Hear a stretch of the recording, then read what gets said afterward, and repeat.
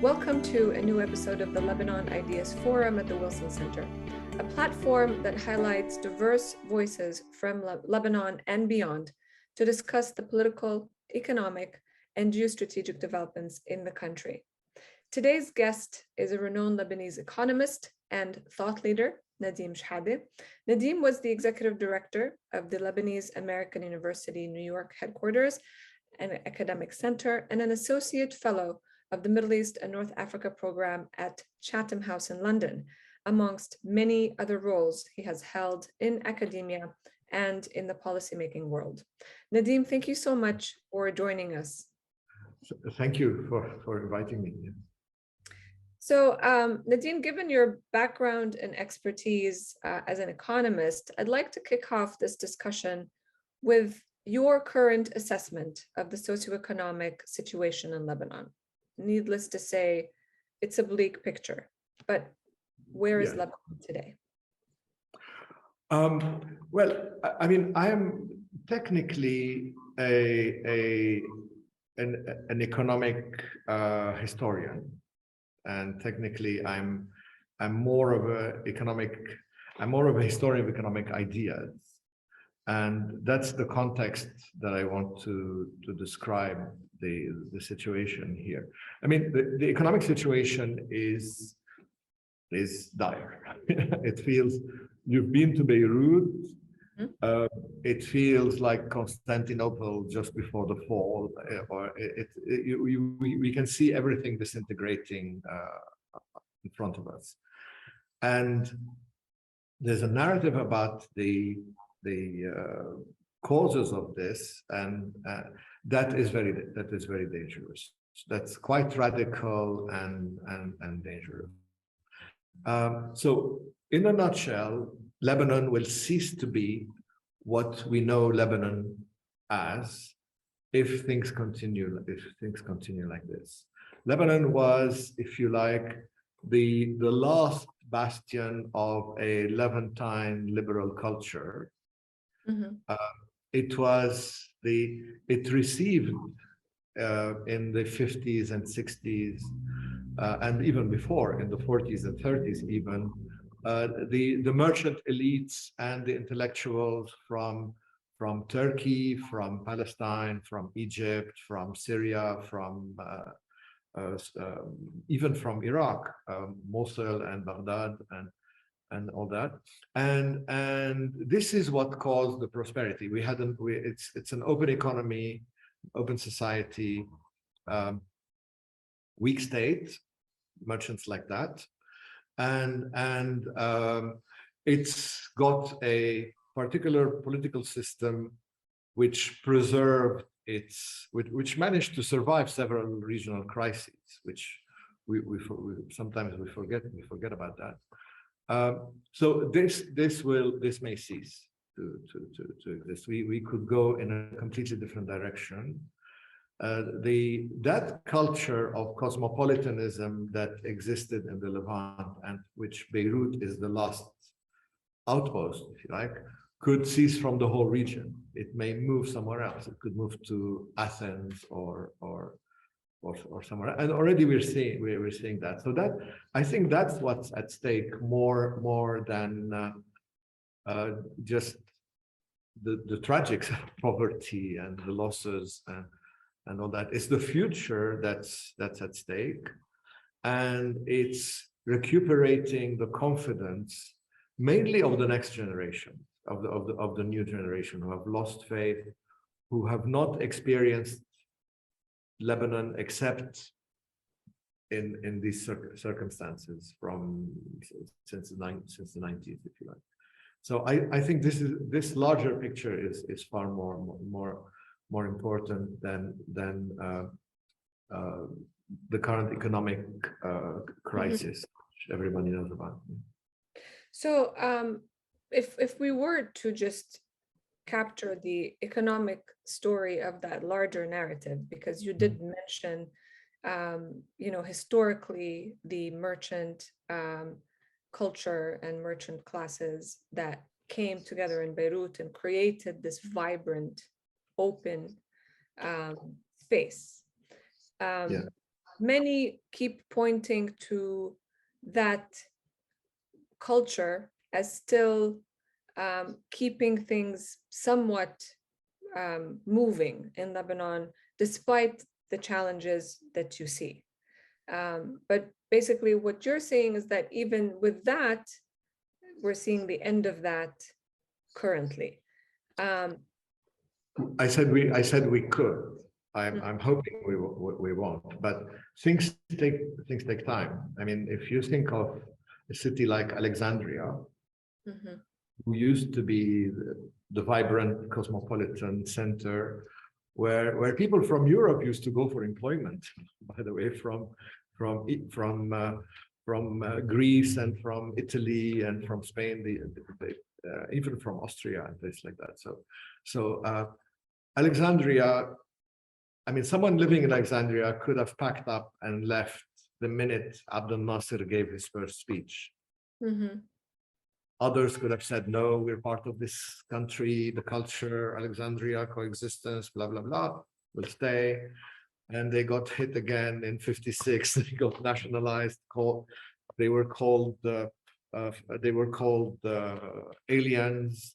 You know, Greeks in Alexandria were probably a continuous existence since Alexander the Great, probably, and they were nationalized as aliens, and they left.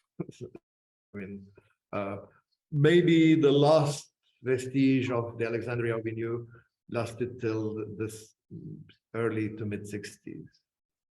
So it takes about 15 years to kill a place, or for a place to die on that, unless it can recuperate.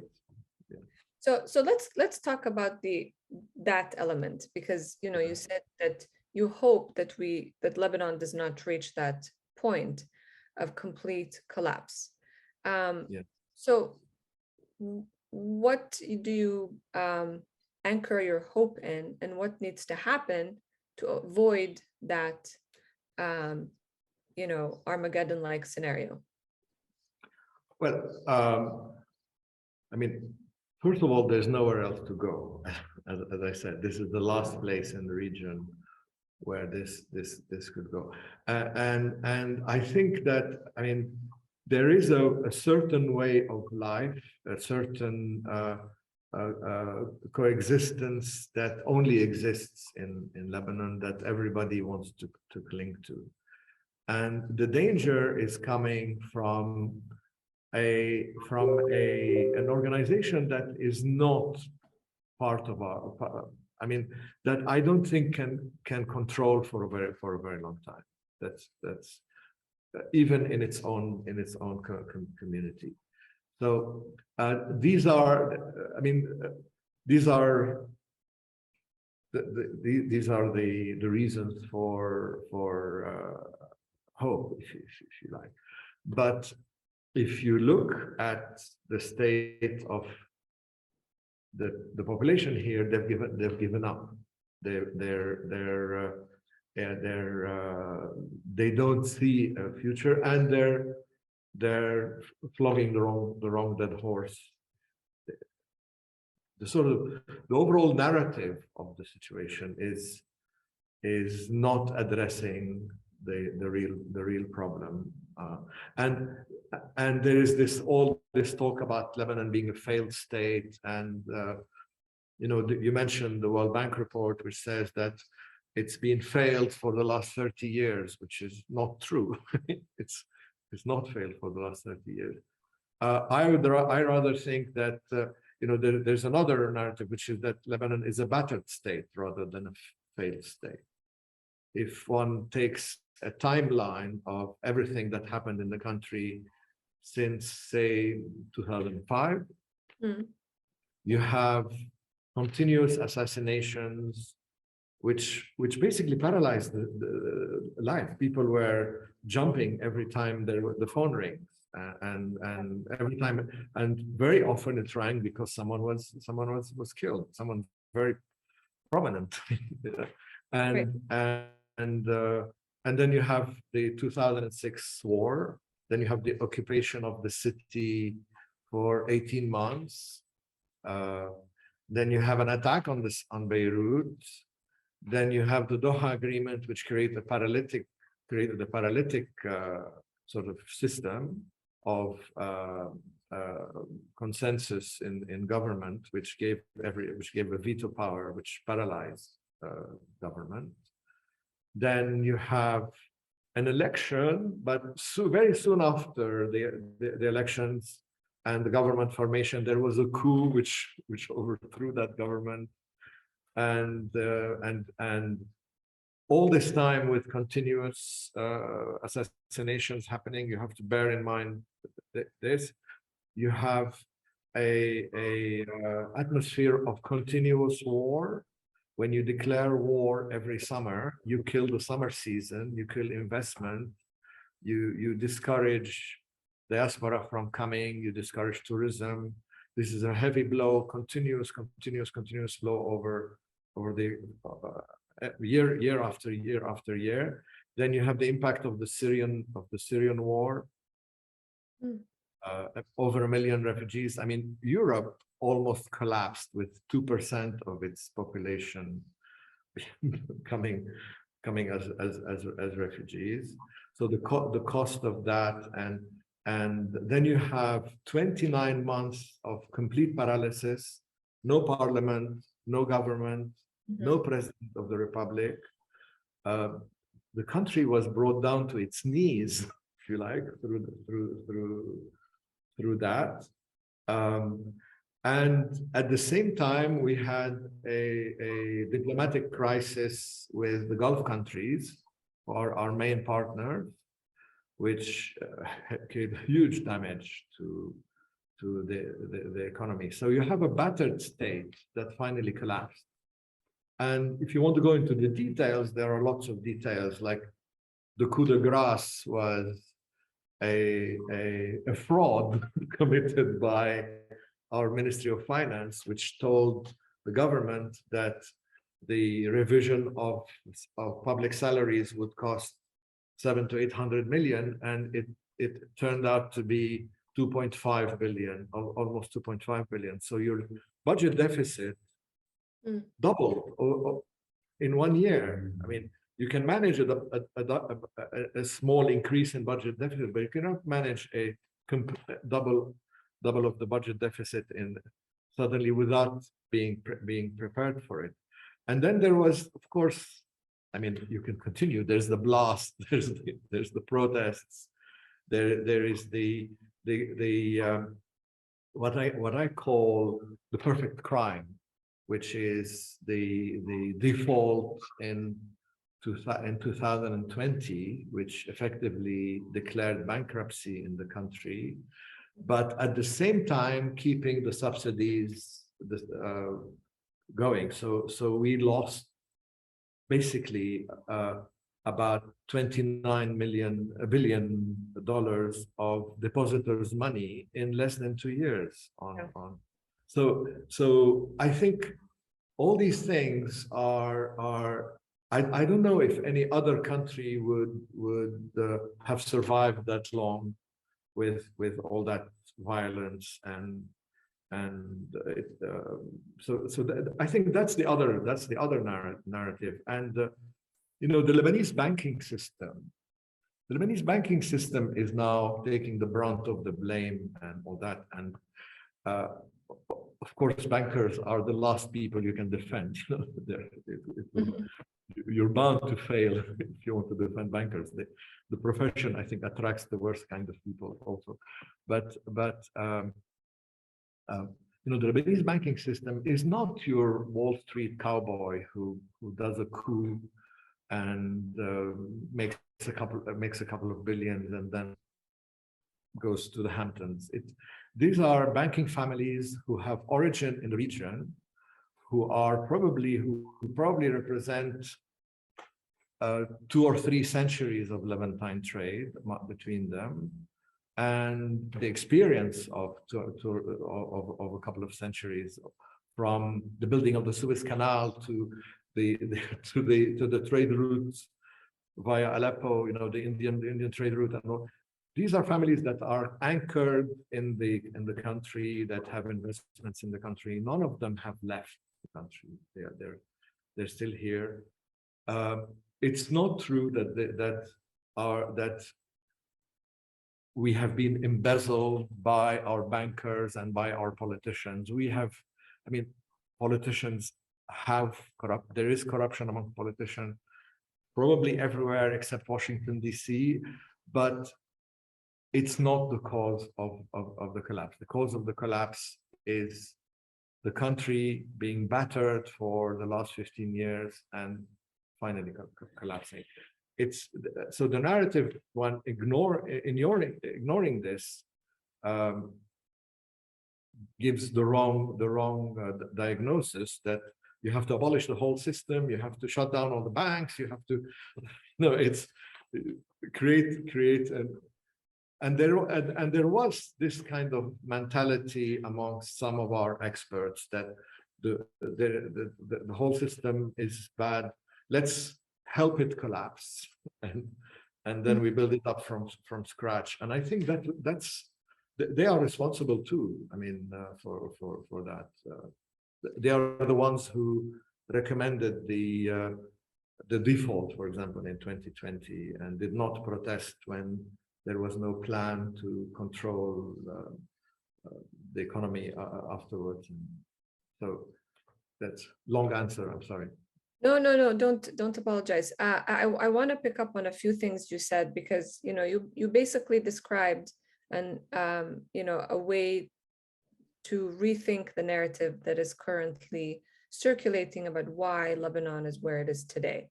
And you're absolutely right. I mean, you basically took us on a ride across the different political and geopolitical crises and conflicts that took place and how that has affected the country over time.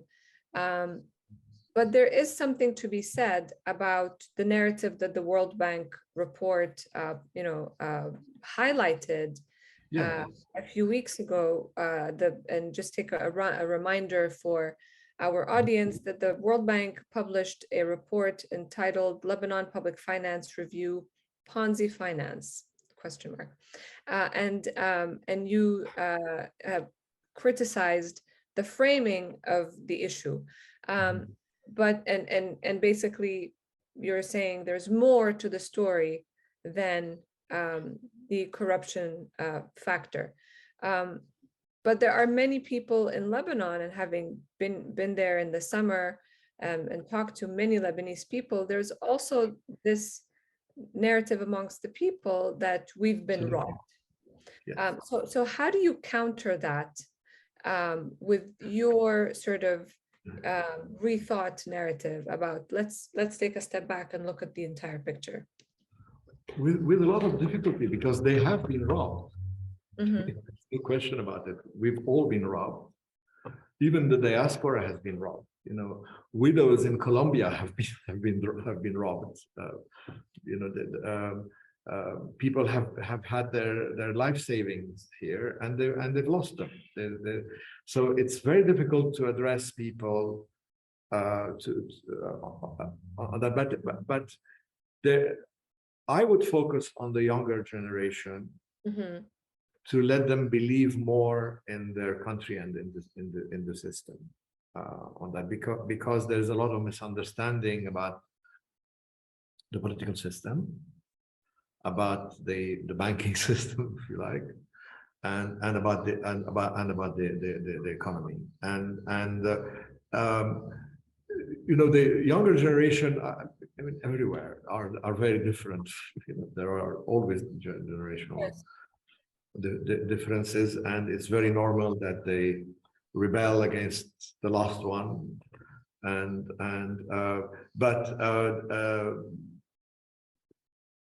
they've been living in crisis most of their lives, and I think they need to understand that this country has a solid basis for its existence, that it's not a scam, that it's not a a creation of colonialism or whatever. There are solid roots for its existence. I'm not calling for nationalism, because Lebanon, if anything, was not nationalist, and that was part of its strength, because we could coexist with very different ideas, even very different national ideas. We could coexist.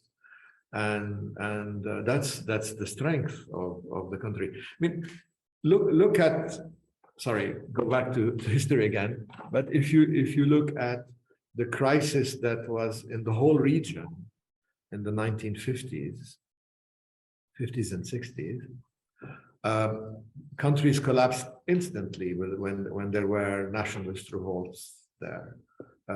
Egypt, Syria, Iraq, Libya, Sudan. There was a complete breakdown in one. Lebanon had two crises then caused by that atmosphere, but it survived them. The system managed to recuperate and to survive. That's what people need to appreciate about the system. They are told that the system goes from crisis to crisis, and it's because it's been badly conceived, and it's not a real country, and you're not real national. There is a lot of self-flagellation, which is, I suppose, natural in a traumatized and society which feels that it has completely failed. And it has failed. I mean, there were choices which were made, which probably led to the failure, but we cannot. I mean, we can go back on each one of them and talk about, for example, in 2005, should there have been a confrontation instead of a compromise? And it was followed by a series of compromise after compromise after compromise, which eventually paralyzed the whole country. So should we?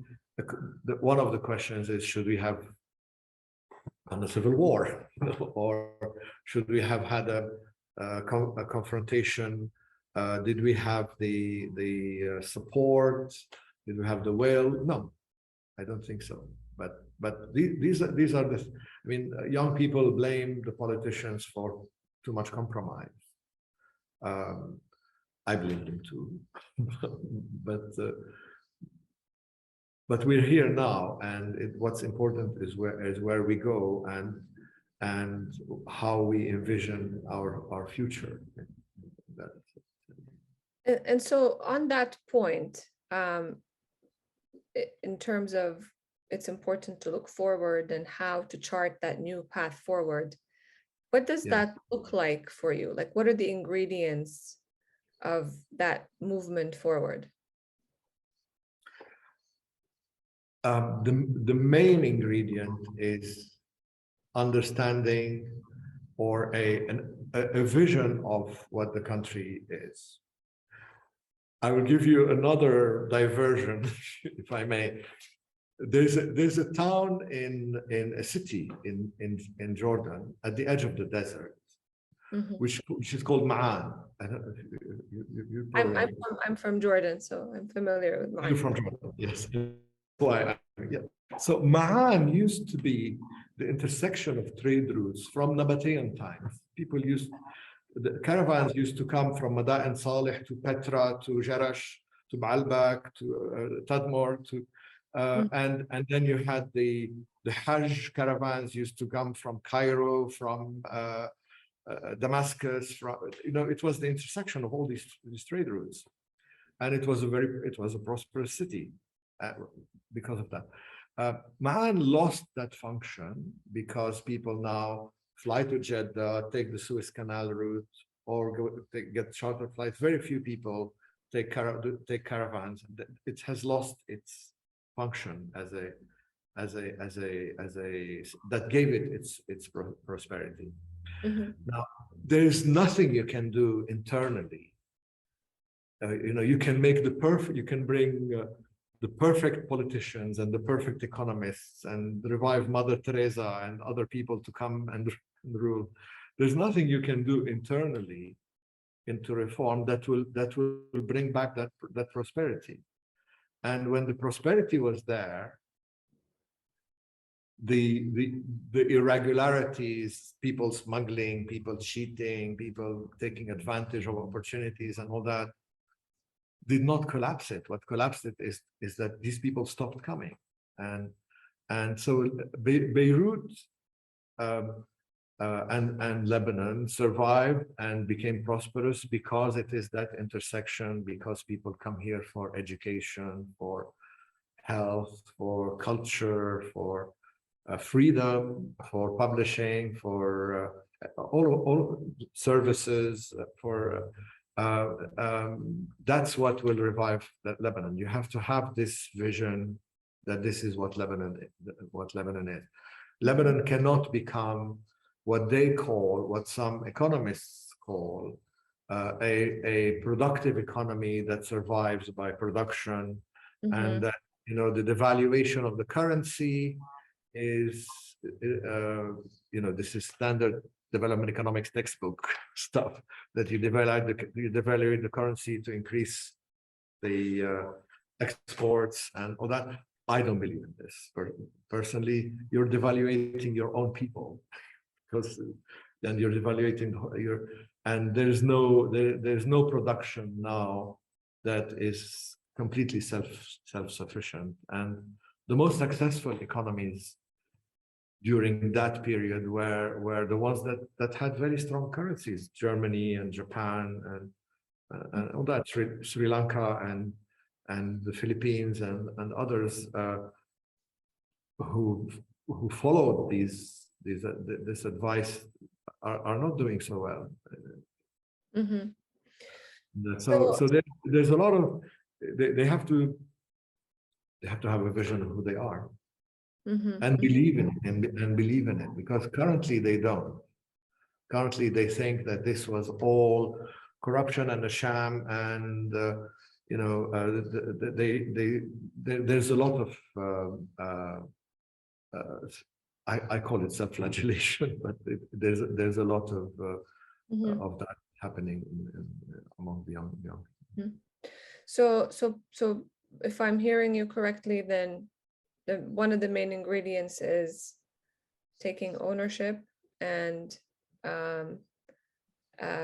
redefining that vision with the strengths that the economic culture in particular has had over the years. And that gets me to my last question, which is, you know, as you know, the Wilson Center is based in Washington, D.C., and so cannot not ask you about what you think the role of the United States is in helping Lebanon move forward, or at least stabilize in the interim period, instead of slide back. I think stabilization is worse than slide back. You know, stabilization is like stagnation, and that's definitely not what I would recommend. I think that if I had any influence anywhere, which I don't, or if anyone had influence anywhere in Washington, I have no idea how policy is formulated there. But I think that the United States has to view the whole region as in a comprehensive manner, because what's happening in Lebanon is not unique. It's happening in Iraq. You have this almost the same phenomenon of a militia taking over, of intervention by Iran,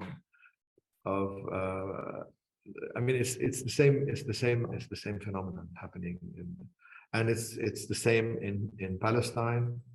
It's the same in Yemen. It could spread anywhere else. It's instead of shutting down every country that falls to the same phenomenon, I think one has to